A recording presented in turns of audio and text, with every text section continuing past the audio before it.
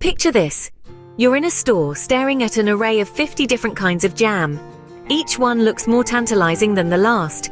Raspberry, strawberry, blackcurrant, and the list goes on. You're lost in a sea of fruity goodness, where every choice seems to be the right one. But the longer you stare, the more confusing it becomes. Your mind races, trying to weigh the pros and cons of each jar, and suddenly, you're paralyzed by the overwhelming abundance of choices. Sound familiar? This is a prime example of decision-making in action, something we do every day, often without even realizing it. From deciding what to wear in the morning to choosing what to eat for dinner, our lives are punctuated by a series of decisions. But sometimes having too many options can lead to decision paralysis, where we are so overwhelmed that we can't make a choice at all. Ever felt overwhelmed just like in the jam scenario? That's what we call the paradox of choice.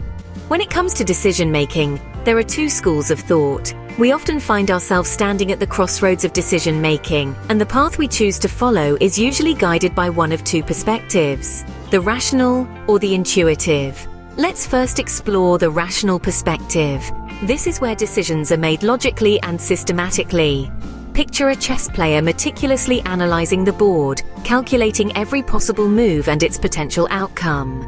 The decision on the next move isn't just a whim, it's a well-considered logical choice. This is the essence of rational decision-making: the careful weighing of pros and cons, the scrutiny of options, and the thoughtful consideration of potential consequences.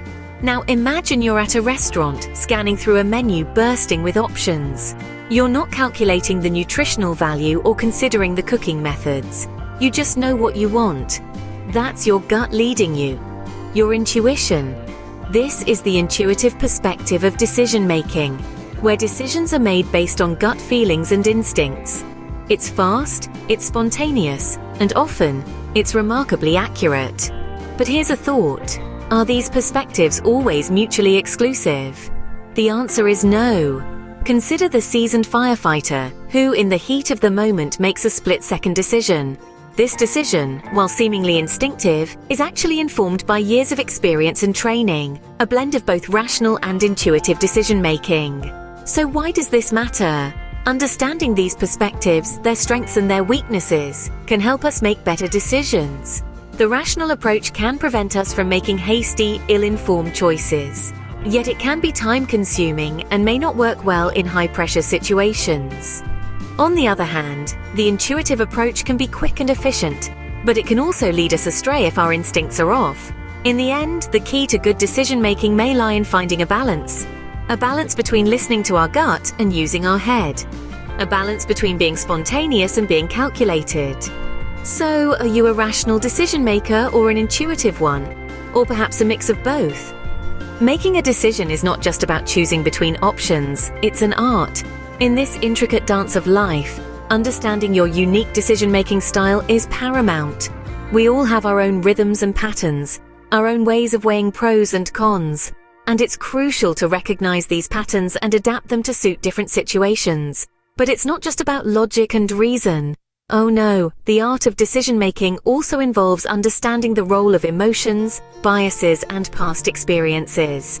Emotions can add color to our decisions, biases can shape the canvas, and past experiences, well, they're the brushstrokes that have defined who we are today. So next time you're faced with a decision, remember to step back and observe.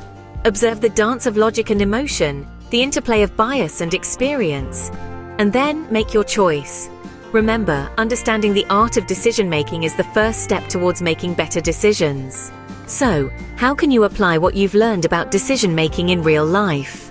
Well, here are some practical tips to start. First, be aware of your decision-making process. Is it impulsive or well thought out? If it's the former, try slowing down and considering all your options. Next, take time to reflect on past decisions.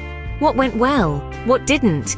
Use these insights to inform future decisions. Try visualizing the outcomes of your decisions. Will it lead you towards your goals or away from them? This simple exercise can help clarify what to do.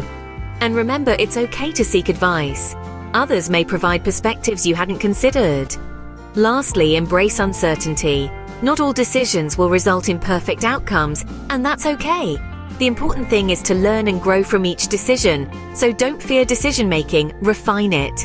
The next time you're faced with a decision, big or small, remember the art of decision making. It may just lead you to make the best decision possible.